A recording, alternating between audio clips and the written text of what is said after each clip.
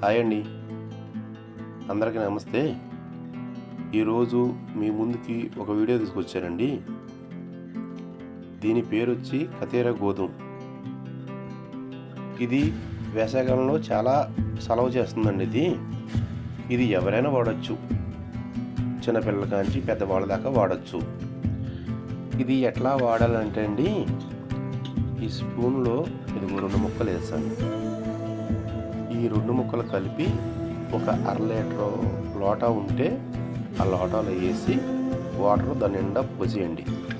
నైట్కి అది తెల్లారికే ఫుల్గా ఉబ్బుద్ది.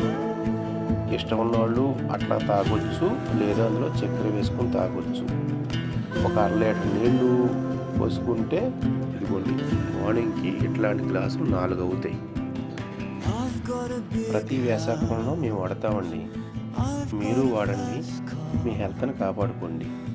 సరే, ఉంటాను. బాయ్.